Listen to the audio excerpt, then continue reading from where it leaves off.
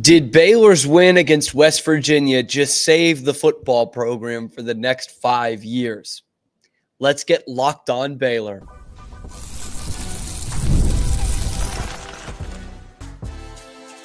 You are Locked On Baylor, your daily podcast on the Baylor Bears. Part of the Locked On Podcast Network, your team every day. You look back early in the year, we were finding ways to lose. We're now finding ways to win. And there's a belief that we can win, and there's a belief that we're going to win. It sounds like it's the same in the locker room as it is for the fans watching in green and gold. We believe we're going to win. There is a real belief around this football program now. Welcome to another episode of Locked On Baylor, brought to you by FanDuel and part of the Locked On Podcast Network, where it is your team every day. I'm your host, Cam Stewart of ESPN Central Texas and The Cam Show on YouTube, as the Bears finally get their first ever win in Morgantown, 49-35. It didn't feel that close at times, but the Bears are bowl eligible. It was doomsday scenario about a month ago, 2-4, and heading into the bye week of how this team was going to respond. And to be honest, I think a lot of us were thinking, how bad is it going to get? Is this going to completely spiral out? Is the bottom going to fall out of this thing? Is it going to be another 3-9? Where does this football program go from here? Like, how long does it take to pick up the pieces? And there were a scattered few of you who did say, hey, they could win 4 in a row and just be bowl eligible with a couple of weeks to spare. I don't know how many of us believe that, but that is exactly what we're looking at. 4 in a row for Baylor, and now headed to postseason football, which is about all you could have asked for at 2-4. And I can't lie to you guys, this has been a ton of fun. A ton of fun watching this team pick up the pieces. I said it about this team last week. This is one that you root for. Like, there are not unlikable people on this team or around this team. And the closest that we could find was probably Dave Aranda. And the reason why he was was kind of annoying at times was because they weren't losing games, and he wasn't throwing a tantrum. He wasn't throwing a fit. He wasn't, calling out reporters and fans the way Mike Gundy does up at Oklahoma State. And so some of us were like, man, this is getting old. And if that's the most unlikable thing you have, you're in a good scenario. The other unlikable thing was they weren't winning football games. Well, now they are. And you've got a coach whose message they're clearly getting behind. You've got an offensive coordinator who you brought in this year that is going to be, I think, should make a push for the Broyles Award, to be totally honest with you. What he's turned around in this offense has been incredible. And now it's Baylor's staple again. And it hasn't been that way in a long time. But this offense is legit. And they showed it yesterday, or Saturday, they showed it against West Virginia. Because I don't know that there was a point in that game where we were thinking, oh no, like this thing is over. Like there was never a point in the game where it felt like West Virginia's got this. I said it in the post game on Saturday night. There were points where I was a little nervous because I was thinking like, oh, this was like the Colorado game, letting them hang around too much. But that's very different from thinking that West Virginia is going to win the game. And the reason why we didn't have those thoughts pop in is because this offense is so damn good. And when they get the ball, they're going to score. This is 35-plus points each of the last 4 games. Twice they've gone over 48. It looked like a good old-fashioned Big 12 shootout from 10 years ago. And if that was how it was going to go, Baylor was going to win the game. It didn't go that way, and Baylor still won the game. There are a lot of impressive little seeds about this team. A wacky second quarter where there's 5 touchdowns scored in the last 4 minutes. Baylor messes up the double whammy twice. The double whammy of scoring right before the half and not leaving pretty much any time on the clock. and then scoring on the first possession of the second half. They messed it up twice. They scored with too much time left on the clock, and both times West Virginia came back and scored. And so that made it a 7-point game at halftime, and it's frustrating. It's frustrating that it was that close because it probably shouldn't have been the way Baylor was playing. But then again, not a point where you were saying, dang, West Virginia's now got the momentum and they got us where they want us. There was no point in that game where West Virginia really had you where they wanted you, except for after the first drive, and it was 7-0. After that, it was Bears. And I'm still, a day later, trying to put into perspective this turnaround in a season, because we have not really seen a Baylor turnaround like this midseason in a while. The only ones I could think of were 2018. They got to 5-4, but then they were 5-6 and needed to win their last game of the season. 2012, they actually highlighted this, talking about the Baylor West Virginia game. They were ranked early in the season. This was not it. This was a team that had no expectations outside of their locker room, and not many outside of Waco at all. They were picked to finish, 13th, 14th in this conference. And we saw the talent, those of us who were watching every week, but no one else did. And when they were 2-4, everyone was just saying, same old Baylor. How long are they going to give Dave Aranda? We're right back to pre-Briles Baylor. That's what the nation was thinking. And now they're bowl eligible with 2 games to spare and a chance to win 9 games this year. Soak this in, Baylor fans. This is an awesome run. Even if they go 6-7, knock on wood, hope that doesn't happen, but they lose their next 3 and go 6-7, there's still legitimate hope here for this program. And there was all this talk about what was going to happen with this great 2025 recruiting class if they continued to lose at 2-4. I was asking the question. Be tough to blame these kids for looking somewhere else. They're getting good offers. Caleb Burns, who's still committed to Baylor, he was taking a trip to Oregon to go see the number 1 team in the nation play Ohio State, and Baylor's sitting here at 2-4. How can you blame those kids if they flip at that point? But now they're winning. And there's real tangible momentum, and there's a lot of guys coming back, which I really love about this team. Really love it. But this has a Briles team blueprint. It really does, right? Like, offense is going to score almost every time they have the ball. They can carve you up a couple of different ways. They're probably going to score pretty fast, which is what this team is now getting accustomed to doing. And the defense is going to do enough. The defense has not been great in this 4-game winning streak, but they're on the field a lot, which is a staple of those great teams under Briles, was how much can you judge them when they're on the field 2/3 of the game. And they make plays. That team was, getting interceptions and forcing fumbles and getting 4th down stops. This team is making enough plays. I mean, Matt Jones, 2 4th down stops in the second half, crucial.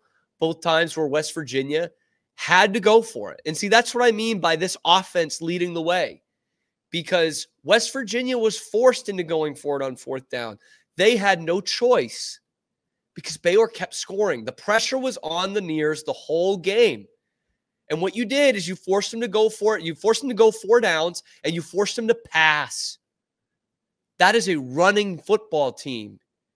I mentioned it on Twitter. JJ Joe said before the game on the radio broadcast pregame, he said, you need to keep West Virginia under 150 rushing yards. They average 190. If they're getting over that number, chances are they're probably going to win the game. And they were over 150 before that melee of touchdowns in the second quarter. They were already there.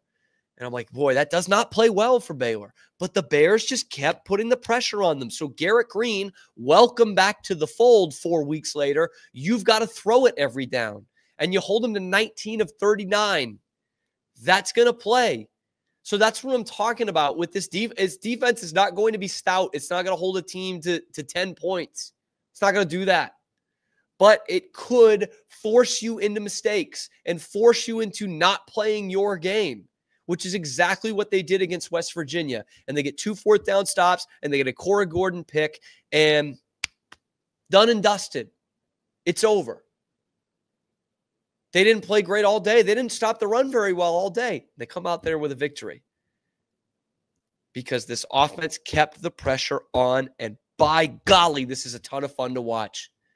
There's excitement now. I look forward to watching these games every week.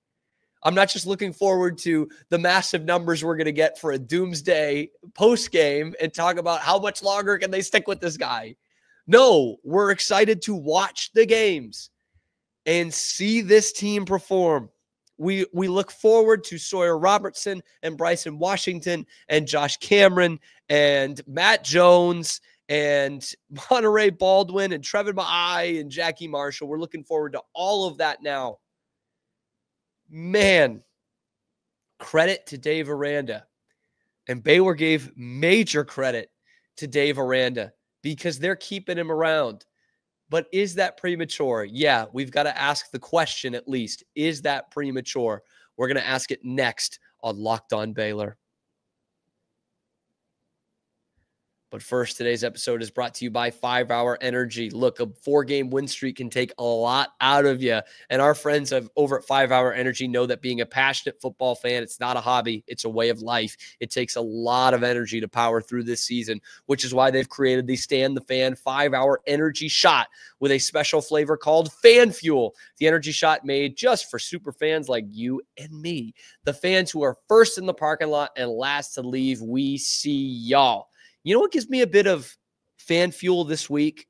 Hearing the Baylor Bears play Take Me Home Country Roads in their locker room after winning at West Virginia for the first time ever. That's what gives me the fan fuel. 5 Hour Energy knows that no matter what team you root for, being a fan requires heart, soul, and a whole lot of energy. So whether you're prepping for the big tailgate, or you're ironing your jersey, you're getting your game day fit ready, that to-do list on a game day, it's a mile long. That's why the limited edition Stand the Fan 5 Hour Energy Shot is here to help keep you fueled throughout the season. What's your fan fuel this week? Whatever it is, do it with a 5 Hour Energy. Available at 5hourenergy.com and shipping nationwide. It was a historic win for the Baylor Bears. Here on Locked On Baylor. Bears win in West Virginia for the first time ever, and they looked pretty good doing it. Wasn't flawless, but they looked pretty good doing it. And the Bears hit bowl eligibility. You might remember there's a theme of this year and how it pertains to Dave Aranda. What is going to keep him in town after the Bears took a gamble to keep him here last year? I've been asked that question 1,000 times. You've been asked that question 1,000 times. You've been asking the question 1,000 times. What's it going to take for Baylor fans to buy back into Dave Aranda and keep him in Waco? And I think the majority of us said bowl eligibility. To hell with progress and looking better, looking more competitive, less penalties, none of that. Bowl eligibility is what it's going to take. The Bears are now going bowling, and they are apparently retaining their head coach. The news broke Saturday night. Colt Barber of Sikkim 365 was the first to report it, that according to a Baylor spokesperson, the university is retaining Dave Aranda for the 2025 season. Dave's job is safe for another year. Mixed reaction to that, but mostly positive, because people are seeing the results, this 4-game win streak, the fact that there is a core that is coming back next year, and that they're getting some good players coming in, really good players coming in the class of 2025. Now, some of the naysayers have asked, did we need to do that? Did we need to announce Dave Aranda was coming back with 2 games left in the regular season? Was that necessary? I think most of us knew that bowl eligibility was going to get him there. So why does this need to be an announcement? And I get that. I thought the same thing. I came up here and said the same thing about Billy Napier a few weeks ago. Really? They're halfway through the season. Why are they announcing that he's coming back? I don't know. It's just odd. I mean, you obviously want everyone on the same page, but I guess in today's society that if you're doing poorly, the locker room just thinks the coach is going to be gone. But the Bears make that official, reportedly official, that they're sticking with Dave Aranda in 2025. Another kind of half glass empty opinion I've been hearing that I also understand is, well, with Baylor playing so well right now, why are we almost settling at bowl eligibility to be the standard? Why is it that once a coach has secured the fact that he will not be any worse than 2 games under 500, why is that good enough to keep a coach for season number 6? Short answer is because you won 3 last year and you've doubled your win output with 2 weeks left in the regular season. That's the short answer of it. But I also understand why some Baylor fans would think that, right? We want the standard to be high. We want the standard to be what it was 5 or 10 years ago. And the reality is it's tough to do that when you're coming off a 3-win season. And going from 3 to 6 wins is already a pretty big jump in college football to double your win output. You know, that's pretty good. And in fact, I believe some of the coaches are using that phrase that Art Briles used to use in terms of being the standard. Like and all that to say, it's time to change the standard. You know, we're not just looking for bowl eligibility. We're aiming higher than that. You know, remember The Climb? Not the Miley Cyrus song, the picture that they showed on the broadcast, and Dave Aranda talked about trusting the climb. Great Miley Cyrus song, by the way. Come on. I think that's actually technically Hannah Montana. Great song. Very motivational. I use it in my everyday life. But it went to show that Baylor is aiming for higher than this. And I said it on the post game, and I stick with it. I don't know that they'll reach what their ultimate goal is this season. 9 wins, if they get there, is a heck of a season. After 3-9, that is awesome. But what this winning streak is proving is that this team could come back and be in some sort of championship contention next year. Like they could be contenders in the Big 12 next year, which no one believed would be the case this year. In fact, I went back and I looked at some of the coaches who were on the hot seat coming into this season. And the article I found had Dave Aranda at number 2. It's from Sports Grid. And plenty of others had Dave Aranda high up on the list, right? He was number 2, only behind Sam Pittman at Arkansas. And you've seen the signs in Arkansas after that loss to UT. They're still ready to run Sam Pittman out of town. And I found that to be interesting. Pittman, Aranda, similar tenures. They've been there the same amount of time. They both had great seasons in 2021. That felt like the program was back on track. Arkansas hadn't felt that good in a decade since Ryan Mallett had left the team. And with Dave Aranda and Baylor, it was like, okay, now new Big 12 is upcoming. This is a championship team, most wins in their history. Here we go. And it's not gone like that since. Dave Aranda is now 29-29. Sam Pittman is 28-30. And they are ready to push his butt out of town in Fayetteville still. And Dave Aranda is coming back.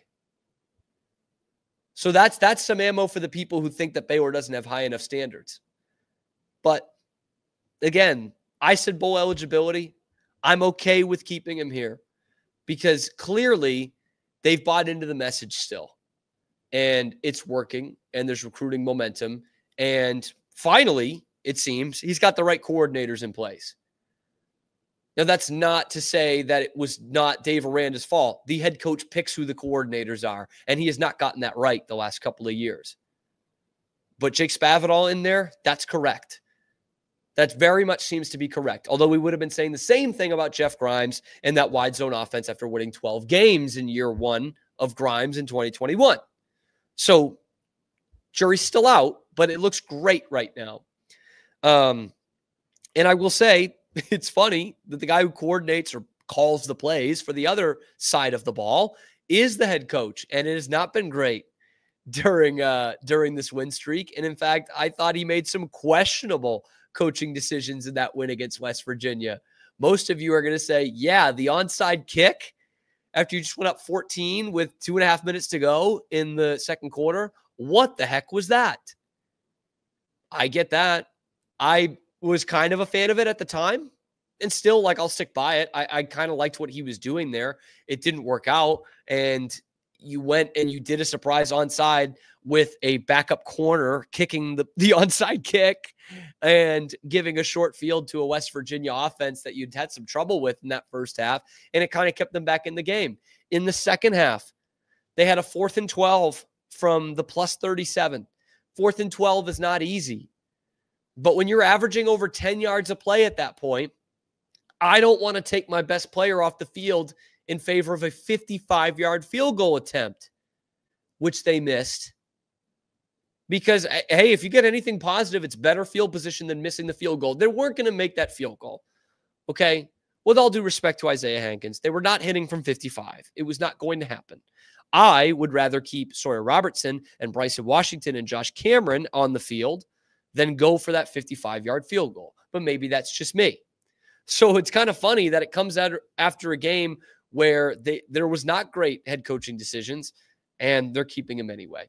I did want to read this blurb before we get out of the segment on what they were saying on Sports Grid about Dave Aranda being number 2 on this list. Dave Aranda looked like a star in the making when he took the Bears to a 12-2 record in his second season after leaving his post at LSU. It looks more and more like that season was the mirage, as Baylor had losing seasons in each of its past 2 campaigns, and Aranda is now only 23 and 25. The Bears are in the Big 12, a league that big money donors will feel is there for the taking if Baylor is well coached. As things currently stand, Baylor is one of the few teams not given much chance to contend in the wide-open Big 12. Baylor plays Utah in Week 2, Colorado in Week 4, and Iowa State in Week 6. If they drop all those road games and are just 3-3 heading into a bye week, questions will be asked in Waco. 2024 win total, 5.5. They did lose all those games, plus another one. There were questions asked, and they've now surpassed the win total. So kudos to you, Dave Aranda, and hopefully that stability and that coaching ability will set Baylor on the right track for the next 5 years instead of being backed up for a decade, which is where we thought this was going just a few weeks ago. Basketball played on the hardwood last night at the Foster Pavilion. Let's get you caught up with how they did against Tarleton. That's coming up next on Locked on Baylor. But how about America's #1 sportsbook, and that is FanDuel. Right now, new customers can bet $5 to get $150 in bonus bets if you win. The FanDuel Sportsbook app gives you everything you need to place live bets on the NFL all in one place.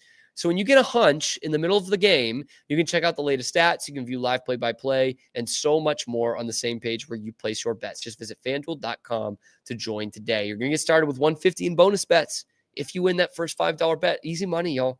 That's FanDuel.com.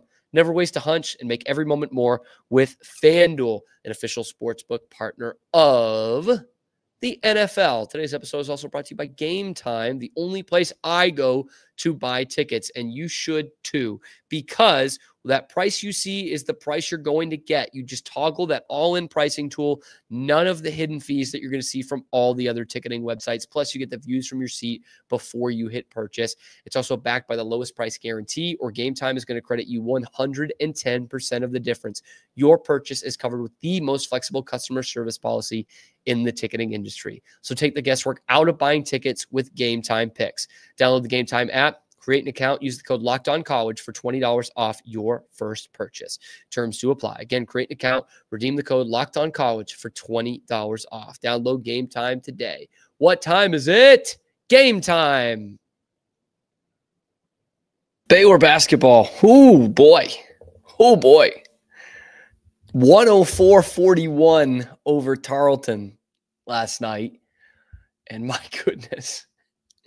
That seemed every bit as dominant as it sounds. It was. That was a weird way to put it, but yeah, it was every bit that dominant. In fact, I have to steal this from my pal Matt Mosley, who texted me during the game and said, "This is the game. This is the kind of game that Brad Brownell was talking about." You remember that last year when he said the Big 12 just pads their stats? This is the kind of game he was talking about. Tarleton does, with their last basket of the game, get a score into double figures, which is incredible because they all but one of their players that played scored, but only one of them hit double figures. So that is balanced scoring for sure. The Bears are led by Jalen Celestine with 20, who I would highlight as my player of the game anyway, even if he didn't lead the team in scoring, because he finally got to see the ball go through the hoop a few times. I said it after last game. Everything Jalen Celestine is the way to say it. Everything Jalen Celestine has done this season has been correct. Like he's been in the right spots. He's taken the right shots. He's done everything well. But he just hasn't seen them go through the hoop very much. Well, tonight he did see that. Last night he saw that. 20 points, 4 of 7 from 3, including I think his first 3, like 3 for 3 on threes. Anyway, Bears of course get it pretty balanced too.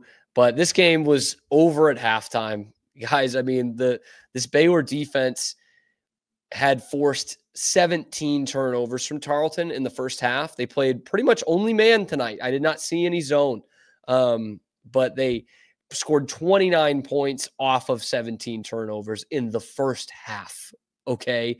And shot 70% from 3 in that first half, as well. They were just excellent and really put them away pretty quickly. They were up by, up by 43 at halftime and go plus 20 in the second half. I mean, Brad Brownell might have a point on a game like that. I mean, Baylor was just overwhelming, overpowering Tarleton completely. Tarleton does have some injuries. Our man D'Antoine Grimes was not available in this game, but this is a former WAC Coach of the Year we're talking about in Billy Clyde Gillespie, and of course coaching at Kentucky and A&M as well, and a former Baylor assistant that the Bears took out. Next stop is the Bahamas, a homecoming for VJ Edgecombe, who did have a couple more electrifying dunks in this game. And it led me to this thought. Not saying he's the best player I've ever seen at Baylor. Don't get me wrong. It's probably not the best team I've ever seen at Baylor. But when VJ Edgecombe is bringing down the house with one of those dunks, the feeling, the atmosphere within the Foster Pavilion is intoxicating.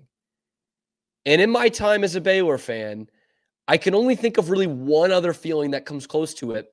And that was back in the Bryles offense when Seth or Bryce Petty, Seth is more my time, when he would drop back, chuck it on a 4 verts, and Corey Coleman or Katie Cannon or Jay Lee or Antoine Goodley was just open.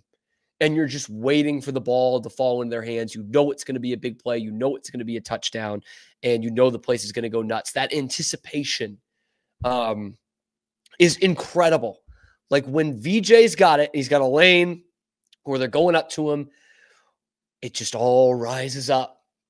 And then he dunks it, and the place goes bananas. I mean, the second one, they were already up like 40, and it just went nuts. And the second one was coming right at me in the media section, where he steals it, and it's not quite a breakaway. Like the guy's actually on him from my vantage point. Maybe I didn't have a great depth of it, but the guy's right on him, and he tries to foul VJ to prevent this, and there was no preventing it. VJ went all the way back, threw it down on him, and got the and one. All around, impressive performance from the Bears.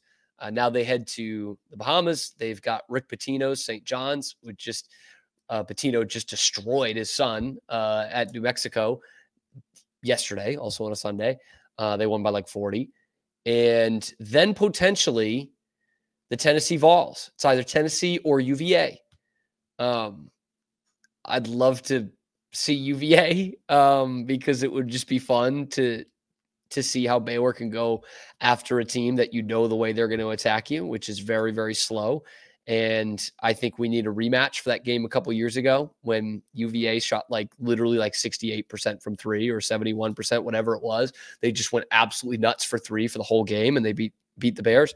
So we could use some comeback for that, or some get back for that. And I'm sure Scott Drew would like to get some more wins on the docket against Rick Barnes, because Rick Barnes is 30-9 against Scott Drew all time. But let me tell you, that's very misleading, because once Scott got the full allotment of scholarships and got this thing going, he had Rick Barnes in a blender. And Rick did not like Scott Drew, did not like the Baylor program, and accused him of some things. This would be a fun one to get back at him for that too. Because the tide was certainly turning those last couple of matchups. Scott had really figured out Rick Barnes and UT, and part of it was because he finally had a full college basketball team there that was respectable at the Big 12 level. We'll talk some more about the stats in this one later on in the week to get you prepared for that Baha Mar tournament. We've got a bunch more football talk tomorrow, of course, some Dave Aranda talk too. Let me know what you guys think about Dave Aranda sticking around with the Bears, what this win on Saturday meant for Baylor going this year and also going forward down the line. Drop those in the comments below. Be sure to like and subscribe. Ring that notification bell to get notified whenever we're dropping a video on YouTube or wherever you get your podcasts. And also tell me what your favorite Denzel Washington movie is in the comments below. And we'll see you tomorrow on your favorite show, Locked On Baylor.